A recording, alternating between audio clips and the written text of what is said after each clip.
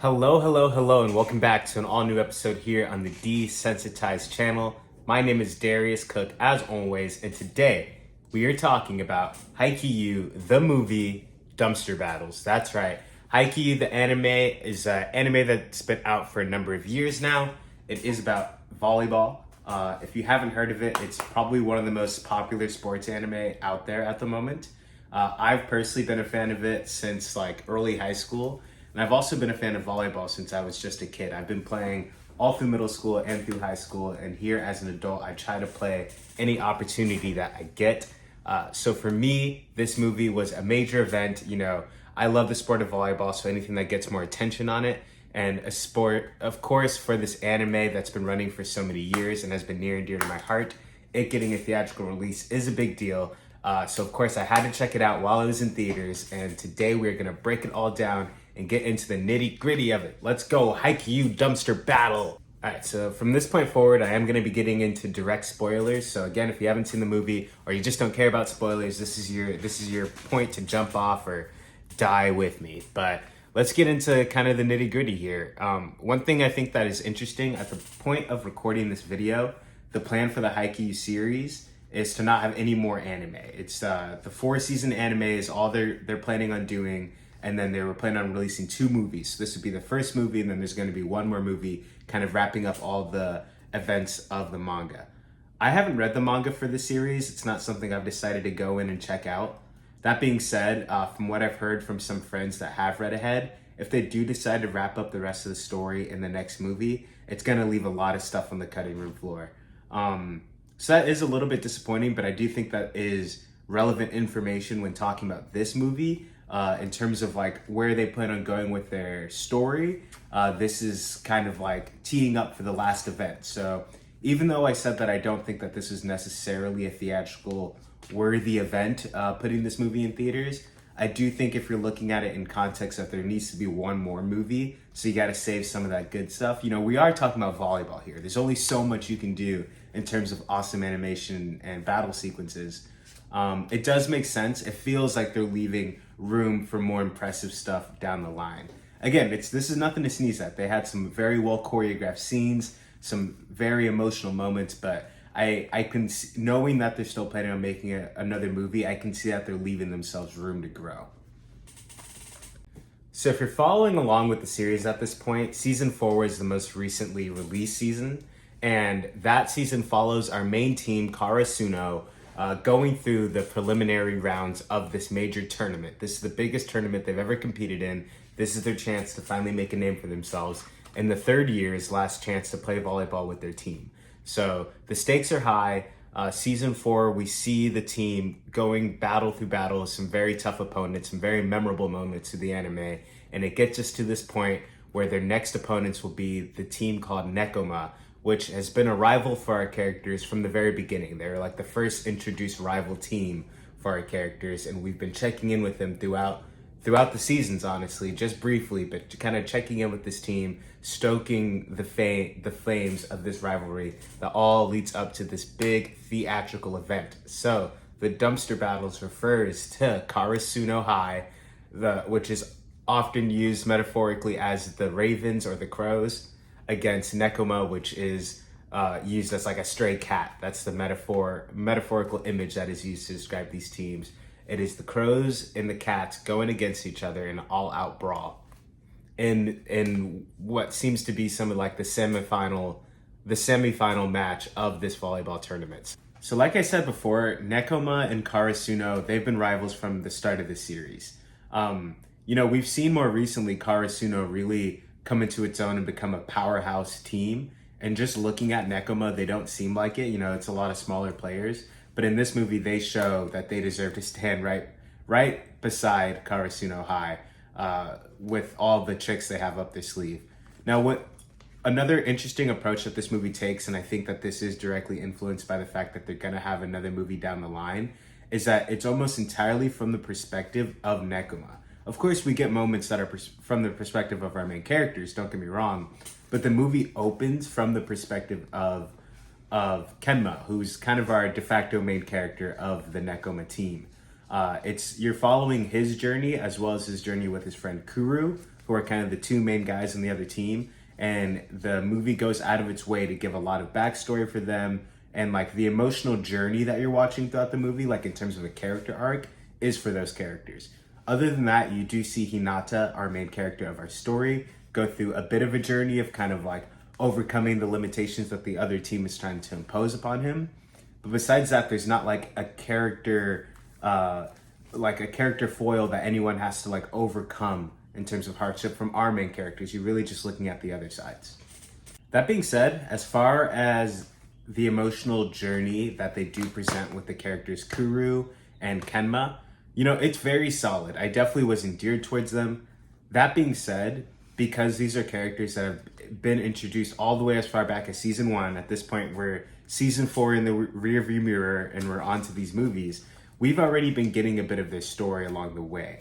And so it's not that it wasn't an emotionally resonant story that they painted out between these two characters, is that I already feel like as a viewer, I've already gotten a bit of this. I've already seen Kenma kind of go through this journey of starting to like volleyball more. And it's like they take that character's journey a step back in this movie in order to have that emotional resonance where you see where he lands at the end of this movie. But at the end of the day, he's going through a journey that he's already walked part of throughout the anime in the past. And for that reason, I wasn't super locked into it.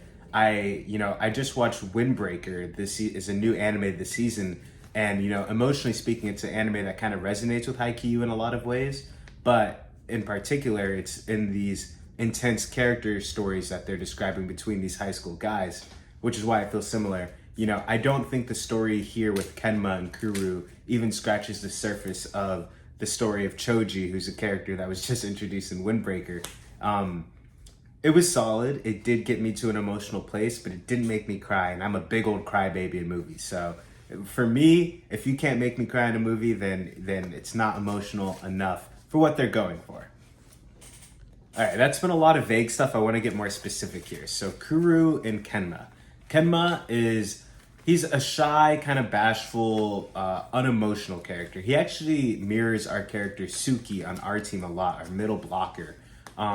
He basically is just doing volleyball because his friend is dragging him out to do volleyball. He enjoys hanging out with his friends. He doesn't necessarily enjoy playing volleyball specifically, but he happens to be great at it. He's the best person on their team. He's kind of their anchor, but throughout the whole movie, their team is struggling to get Kenma emotionally invested in this match the same way that everybody else on both sides of the net do. Throughout the match, we see the rivalry between Hinata, our main character at Karasuno, kind of dragging those emotions out of Kenma. Him going from being vaguely interested to see his friend and rival Hinata again, and as they keep kind of battling back and forth, it drives this hungrier version of Kenma out of himself and gets him to the point where he's passionately fighting, throwing everything on the line to scrape by and get another point in this match. It is very cathartic. Now that I'm talking about it, I'm kind of sitting in the emotions more. This character who always has a flat face, seeing him get to that desperate point that we've seen pretty much every other character in the show experience, it was pretty satisfying, to be honest. It does mirror, like I mentioned before, the character journey that Suki goes through. Suki's on our team at Karasuno. He's kind of the same thing.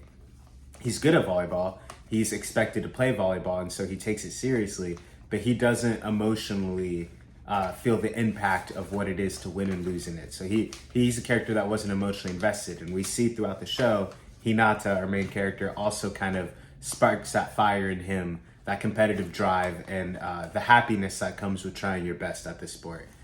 So that's a journey we see kind of trickled out through a lot of characters, but never better so exemplified than in our case with Kenma and Kuru here.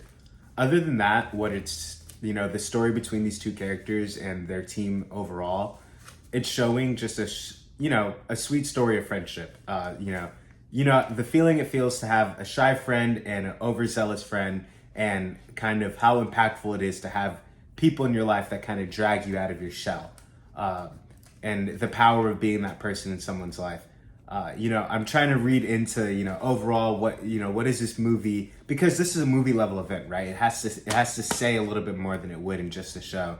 And I think that those are the two themes that it hits on the most. The power of friendship, using sports as an excuse to connect and bond with people, especially young boys, who kind of struggle to do that otherwise. It's a great thing that sports can have. So it's really exemplifying the power of friendship and bonding, and the emotional experience of trying your best and giving your all towards a goal. For example, in team sports and happening at the national level here in this volleyball tournament. Another thing that I think this movie does really well is, a visual metaphor that we've been treated to throughout the duration of the series is that of our main characters, Karasuno, being exemplified as these crows because, they take flight. They're a very offensive team that's built mainly around their offensive striking power.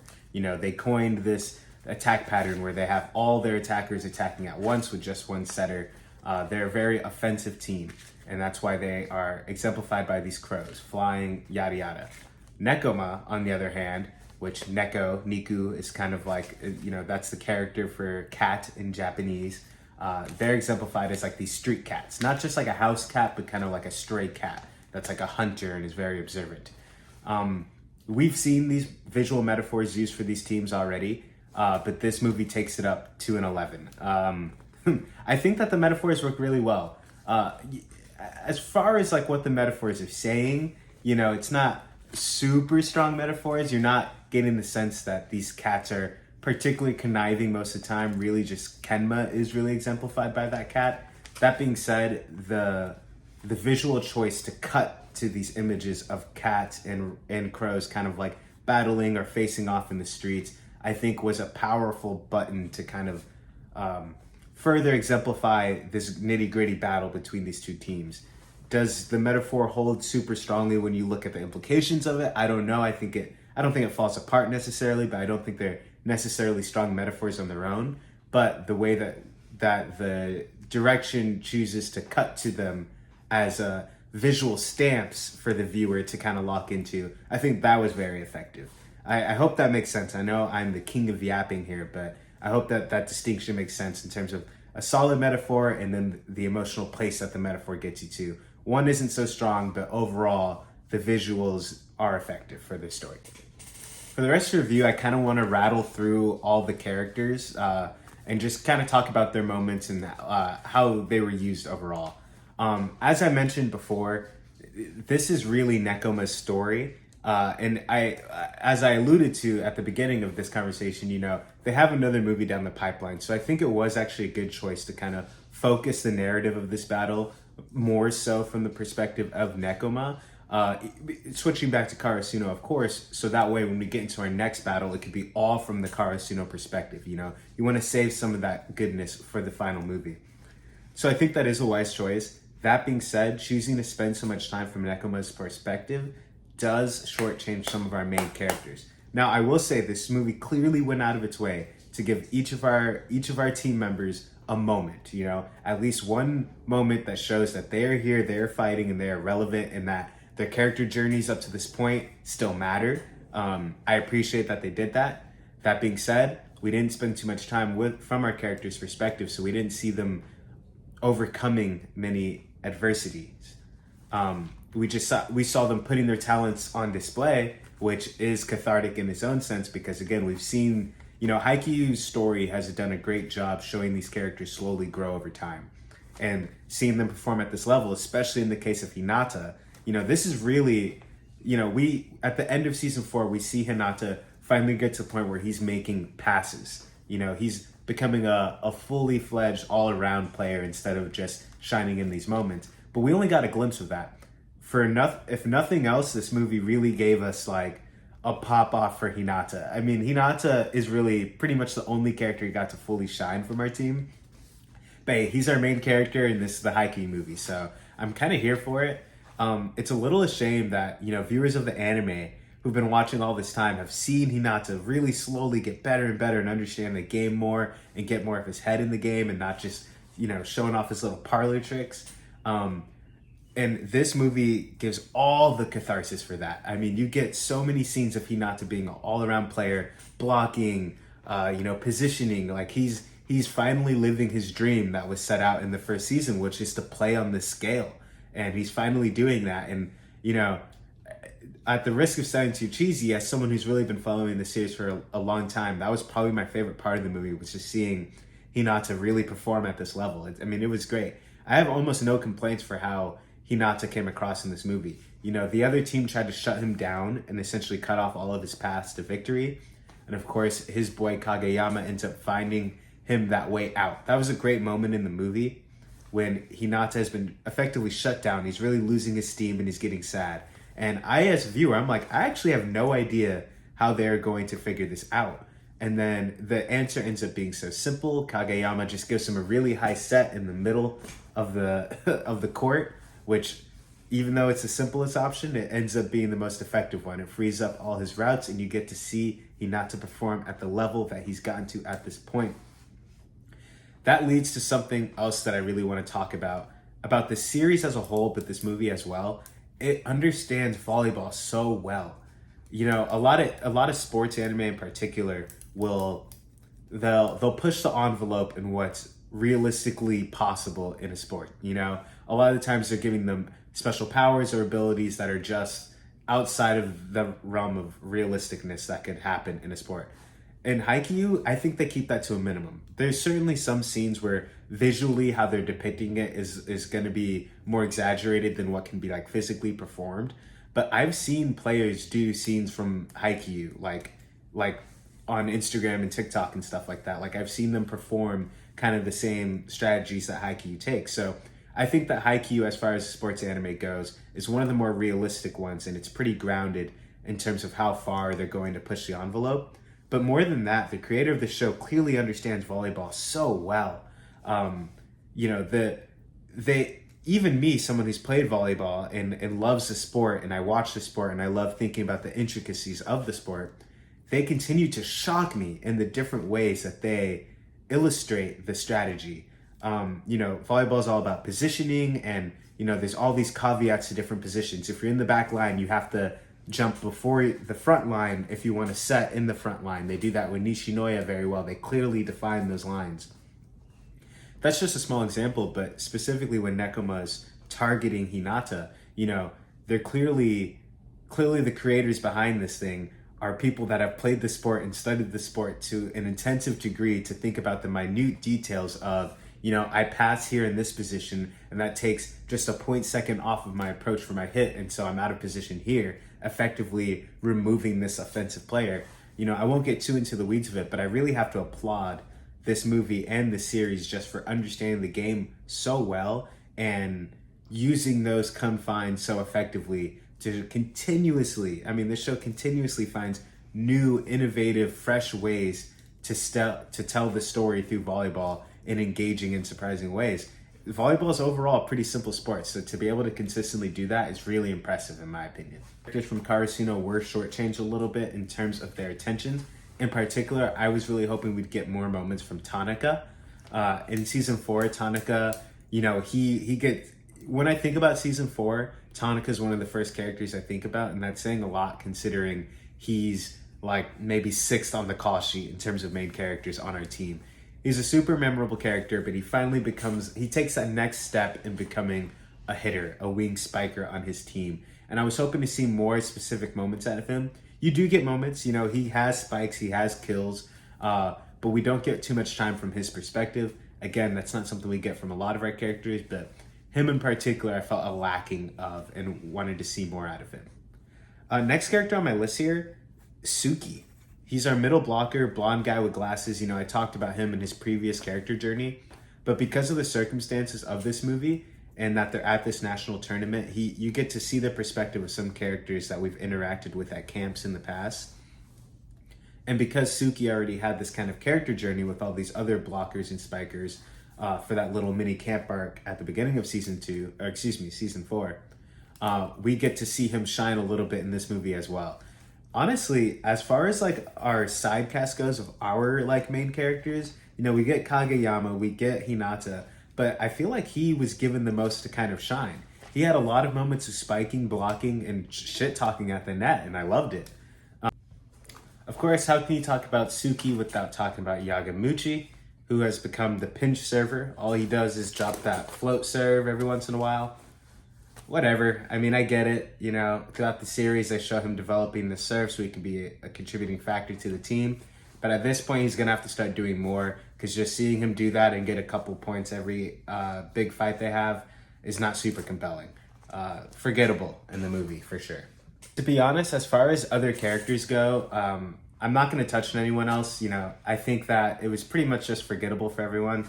Not that there wasn't solid moments. Like I said before, they made sure to give everyone at least one moment to shine and kind of show, you know, this is what they've been working towards. This is them showing up on this national level. So I do appreciate that. They did give a lot of attention to Nishinoya, the libero of our team, and the libero of the other team. There was a nice little rivalry going on between them, and I appreciated that. I appreciate the amount of libero love that this show gives. I'm a very short guy. Like I said, I love volleyball, which means that I was a back row king. So if I was making any contribution to the team, it was in passing and doing digs. And so I love seeing that happen on screen, and I love how cool they make it, you know. In a show that's all about hitting and getting these cool spikes off with our main characters, they do give a lot of good light to the back row passing. So as a former volleyball player myself, I respect it, you know.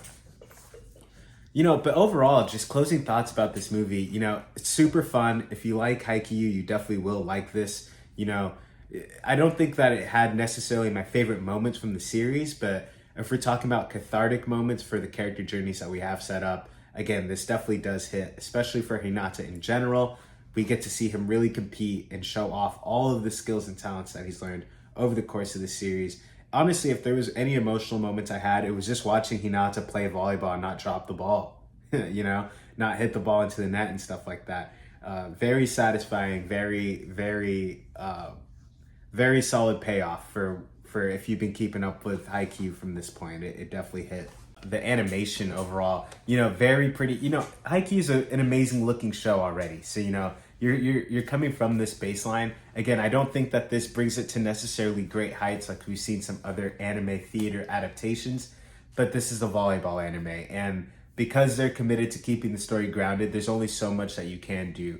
But there's a lot of great moments, you know. What strikes me, this was a little bit earlier on in the movie, but there was a panning shot of a really long set.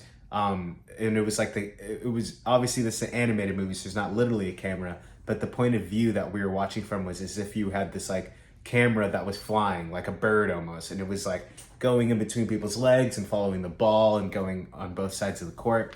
I thought that was awesome. And then at the very end of the movie, for the last point of the set, we get it from Kenma's point of view, who's just physically exhausted, but the camera angle is like from his eyes, which is not something I think we've gotten in this anime.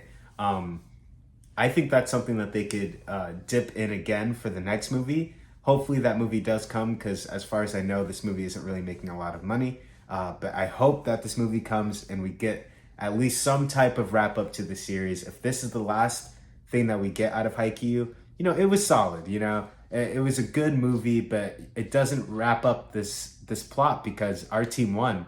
And we got to go to the next point. I need to watch them until they win the whole damn thing or until they fail, or else I don't think that this story is complete. So as someone who's been invested for a long time, 4 seasons of one movie, I don't care how we get it and in what form, but I really hope that this anime does come to a conclusion. But yeah, that's it. If you like Haikyuu, I like you. That's something, right? But yeah, thank you for watching this.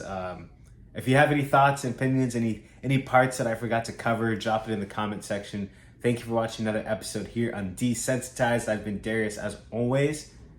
Peace out, and I love you. Karasuno, fight!